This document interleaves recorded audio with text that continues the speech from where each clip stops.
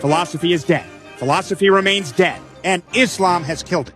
No, Islam actually welcomes philosophy. There were many Islamic thinkers and philosophers like Al-Kindi, Al-Farabi, and Al-Ghazali. Wait, Al-Kindi? The guy whose Mu'tazilite rationalism got him sidelined and whipped by Caliph al-Mutawakkil? Now, Al-Ghazali. The same guy who wrote The Incoherence of the Philosophers, literally warning Muslims that philosophy leads to disbelief? Come on. Shit, Al-Farabi, huh? The guy who denied prophethood? That's your Islamic philosopher now? Can't tell if you're ignorant or desperate at this point. You never cross-verified my citations, you clueless dummy. All you did was ask ChatGPT how to prove that Islam supports philosophy. Go grab some books. ChatGPT will make you feel intelligent, but it won't make you one. Go, grab books. Whoa, how can you say philosophy is forbidden when even Quran 30:8 encourages thinking? Oh, clueless. Quran 38 isn't an invitation to Socratic dialogues. It simply urges reflection, not critical thinking. You don't even know the difference, do you? Even more ironic, the verse was directed at the Quraysh tribe, not the Muslims. Even if we hypothetically agree that Quran 38 was directed to Muslims, it still never encouraged Muslims to think, only to reflect. That's why I said the true Muslim doesn't think, he submits.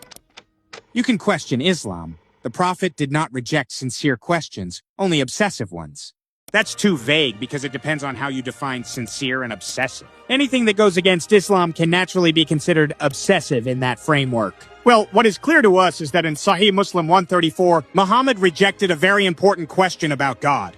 Who created God? And this is one of the most fundamental questions in philosophy. From this hadith, we can conclude that Islam indeed shuts down critical questions. Without such questions, philosophy is incomplete, so Islam clearly prohibited philosophy in this instance. If Islam truly prohibits philosophy, then how do you explain the historical preservation of Greek philosophy in the Islamic world? Now let's teach you all how to deal with Islam and its history. Even if, hypothetically, any Islamic figure said, choose reason over the Quran and Hadith, I don't care. What matters is whether it aligns with Islam's core teachings. A historical account doesn't define Islamic teachings, unless we can confirm that it is supported by Islam's foundational doctrines. So when people say, Greek philosophy was preserved by the Islamic world during the so-called Islamic Golden Age, that doesn't counter my claim that philosophy is prohibited in Islam. You need to demonstrate that philosophy was preserved because of Islamic teachings, not just that it happened under Muslim rule.